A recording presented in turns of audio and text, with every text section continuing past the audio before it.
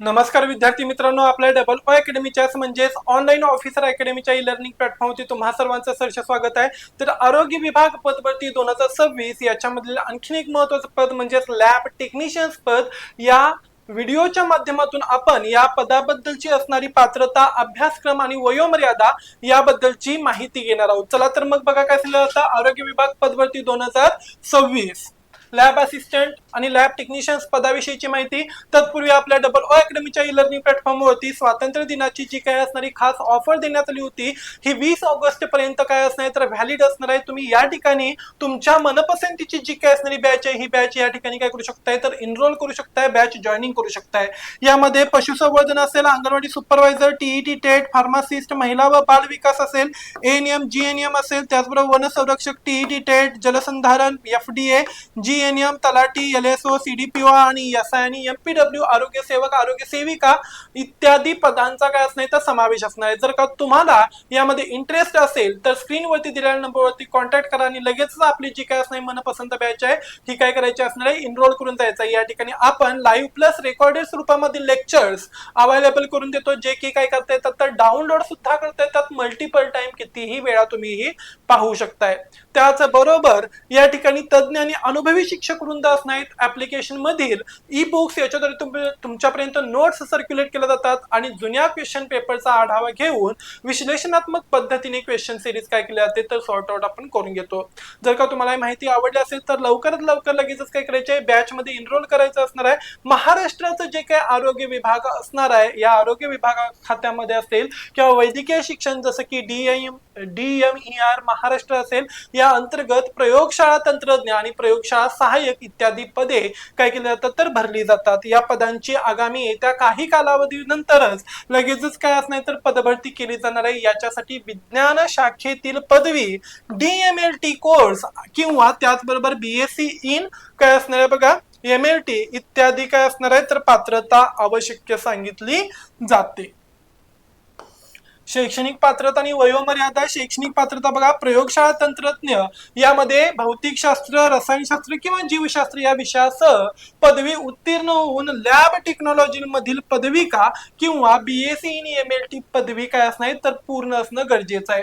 प्रयोगशाळा सहाय्यक इयत्ता 10वी किंवा 12वीच्या नंतर परीक्षा विज्ञान विषयासहित उत्तीर्ण होणे किंवा संबंधित प्रमाणपत्र तुमच्याकडे अवेलेबल असणं गरजेचं आहे.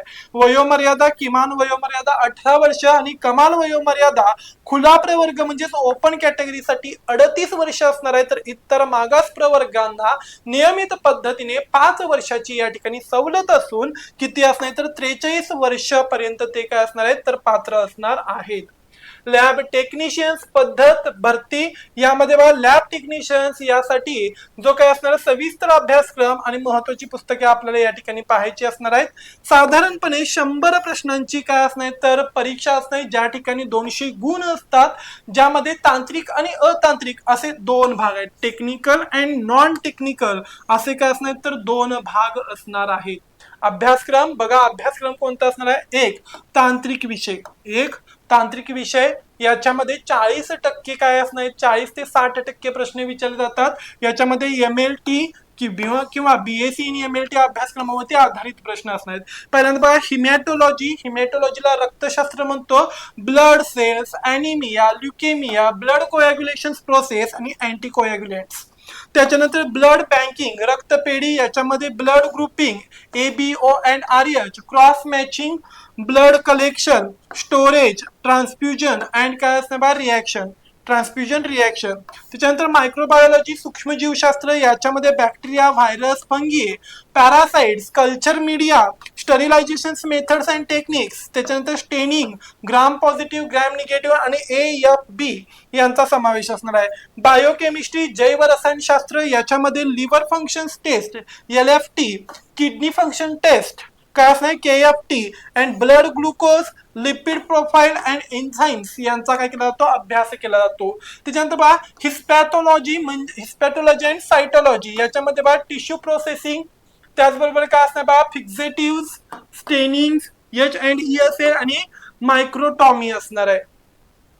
क्लिनिकल पॅथॉलॉजी याच्यामध्ये urine analysis, stool examination, CSF and other body fluids एक्झामिनेशनचा काय असणार आहे तर अभ्यासक्रम असणार आहे. तर जो काही भाग दुसरा असणार आहे यामध्ये सामान्य विषयांचा समावेश असणार आहे, ज्यावरती 40 ते 60% प्रश्न विचारले जाऊ शकतात, ज्याच्यामध्ये मराठी व्याकरण असेल, इंग्लिश ग्रामर असेल, सामान्य ज्ञान, बौद्धिक चाचणी आणि अंकगणित इत्यादींचा समावेश असणार आहे. मराठी व्याकरणमध्ये व्याकरण, शब्दसंग्रह, प्रयोग, समास, म्हणी, वाक्प्रचार. इंग्रजी ग्रामर मध्ये tenses, vocabulary, synonyms, antonyms, change the voice and common errors असेल. सामान्य ज्ञानामध्ये चालू घडामोडी, महाराष्ट्राचा भूगोल, महाराष्ट्राचा भूगोल, महाराष्ट्राचा इतिहास, भारतीय राज्यघटना आणि सामान्य विज्ञान, ज्याच्यामध्ये फिजिक्स, केमिस्ट्री, बायोलॉजीचा समावेश असणार आहे. बौद्धिक चाचणी आणि अंकगणित, संख्यामाला, नातेसंबंध, कोडी, नफा तोटा, टक्केवारी इत्यादी गोष्टींचा याच्यामध्ये समावेश असणार आहे. जर का तुम्हाला ही माहिती आवडली असेल तर लाईक, शेअर, सबस्क्राईब करा आणि लवकरात लवकर तुमची जी काय असणारी बॅच आहे ही बॅच मध्ये काय करून जा, एनरोल होऊन जा. अशीच चांगली माहिती घेऊन पुन्हा लवकर भेटू. धन्यवाद.